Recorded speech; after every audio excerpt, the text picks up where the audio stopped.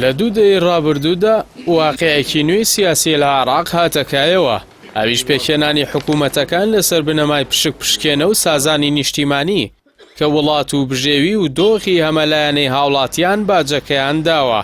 بۆیە بەردەوام لە پێکهێنانی کابینە ئاڵۆزەکانی وڵاتدا دەستی دەرەکی کاریگەری ڕاستەوخۆی هەبووە.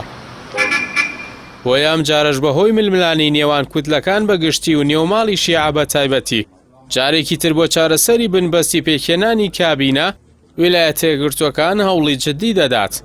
سەرچاوەیەک بە ئاژانسی بەغدای ئەمڕۆی ڕاگەیاندووە نوێنەری سەرۆکایەتی ئەمریکا لەگەڵ مەسعود بارزانی سەرۆکی پارتی دیموکراتی کوردستان کۆبووەتەوە و پێی ڕاگەیاندووە کە وڵاتەکەی پابەندە بەمانەوەی بەرهەم ساڵح بۆ خولێکی تری سەرۆکایەتی عێراق.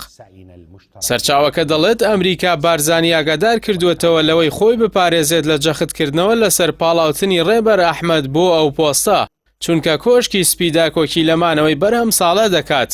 نوێنەرەکەی کۆشکی سپی بە بارزانی وتووە ئەمریکا لە هەموو شتێکدا لەگەڵ ئێران جیاوازە، تەنیا لەمانەوەی بەرهەم ساڵحدا وەکو یەکبیر دەکەنەوە.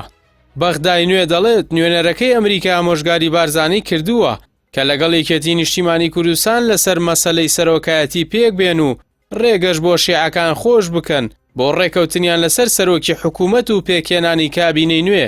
ئەو سەرچاوەیە ڕایگەیاندووە کە لە ڕۆژانی داهاتوودا کرانەوە ڕوودەدات و وڵات لە بنبەستی سیاسی دەردەچێت. بەڵام چاودێری سیاسی ئەحسان شمەڕی بڕوای وایە تا ئەم ساتەش کوتلەی سەدری و چوارچێوەی هەمانگی سوورن لەسەر بۆچوونیان و بنبەستی سیاسی بەردەوامە.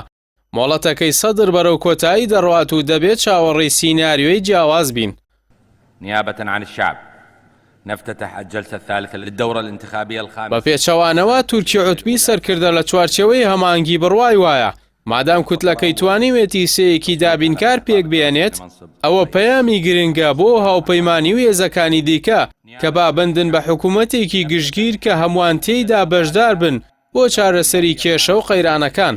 ناوبراوە ئاماژەی بە سێ کۆبوونەوەی نهێنی چوارچێوەی هەماهەنگی کردووە لەگەڵ کوتلەکانی دیکە و توانیویانە کوتلەکەیان لە نیوە کۆیەک تێپەڕێنن.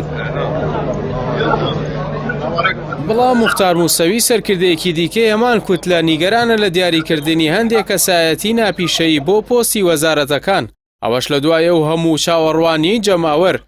بۆیە دەڵێت ئەگەروا بکرێت کایی سیاسی و ئەوەش کە پێشڕەوی کابینەیەکی لەو شێوەیە دەکات کۆتاییان دێت.